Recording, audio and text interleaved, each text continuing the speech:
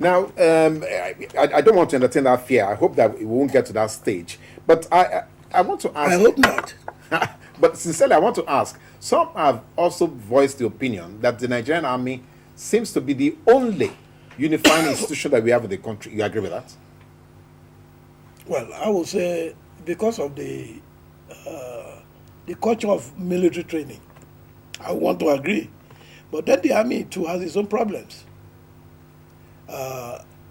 As of today, to be frank with you, there's here and there, a short while ago, if you remember, there was an allegation that there's a particular tribe being shortchanged in promotion and that kind of thing. This type of thing shouldn't be happening in the army, because for every nation, the armed forces as a whole is the backbone of any democracy, and for the health of the nation, this type of thing should not be allowed to continue. Once there are allegations of being shortchanged by a party and the other one, it's going to lead to disloyalty, distrust, which is not, it will not healthy make the army cohesive again. These are things we have to watch out and be careful about to make sure that the last bastion of hope for this country is not disrupted. No, but already there is the fear that the army itself has been politicized. So some people are saying to reverse that trend, the civilian population should be militarized. You agree with that? I don't have any objection. It happens in the Middle East, in Israel, it's okay. If the civilian population, that is the time that nobody will be able to threaten nobody. If you hold a gun and I hold a gun, maybe the only edge I can have over you is the element of surprise. But if you are well trained, I mean, there will be less of this intimidation and less of all these people parading themselves as overlords of the country. Now, that's a very strong view that you have there. But what we need to find out from each other, or from everybody, including our viewers, will be this persistent question. People have been asking persistently, can we really have a Nigerian hero? Hero? Yes. Well, can we really have a Nigerian hero?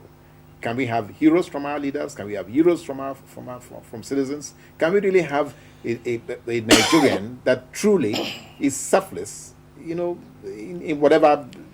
Yes, I think we can do that. I think we can have heroes. And what I mean by this is that if people change for the better, there are some people with flashes of heroism among our leaders now, our elders. Don't let me use the word leaders. Elders, yes.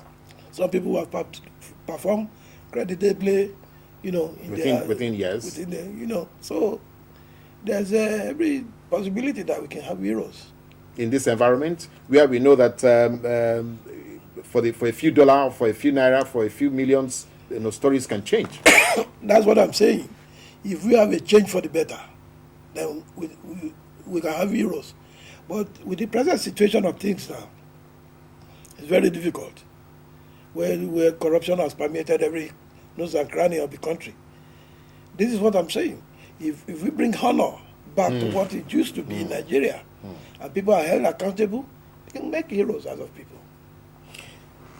I will touch on another issue that some of our guests here have also reacted to, and that's is religion not supposed to be like a gauge, like some kind of tempering value to what we are doing?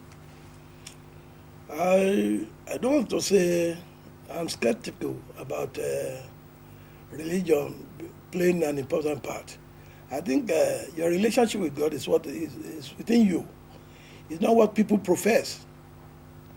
And if I were in a position, I would ban the government sponsoring pilgrimage to Mecca and to Jerusalem. To Jerusalem.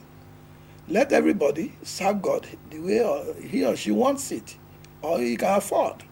You see, when you bring in this type of thing, you bring in another dimension to the problems already being experienced by the country. In better climes, these are the countries we run to every time to get better things done. They just leave religion on its own. So if you say you are a Christian or a Muslim or whatever, good luck to you. But here, we are so much attached to this issue of religion, and if you investigate deeply, you find out that it's a charade. Most of them use it. We've seen pastors going to prison for embezzlement, Islamic scholars going to prison for embezzlement. Then what are you talking about? These so-called leaders of this religion dipping their hand into pockets of the church or the mosque.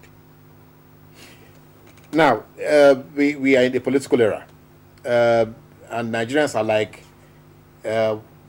politicking has taken over everything, so we are not enjoying the benefit of governance anymore.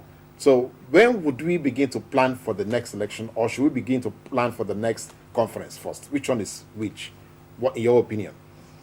Well, I think there are two sides to a coin. The idea of George is better than World War. And from the example we saw in Anambra a few days ago, one will be very, very careful not to dismiss everything out of hand completely, that we are going to have an election. The bane of the problem, I think, in this country is that we are yet to respect each other's views. We are yet to identify with each other as real brothers. We are yet to table our problems collectively and find out which areas we can relate and which areas we cannot relate. We have about 452 ethnic groups in Nigeria. So it's better now. It doesn't mean that because we're a minority person, you should not benefit from, voice. You should have a voice in everything.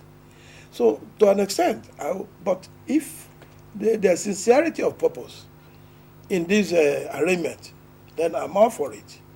But who knows? Nigerians, for what we are, we might be seeing this thing here, but underneath, another thing. So it's a mirage. It could be.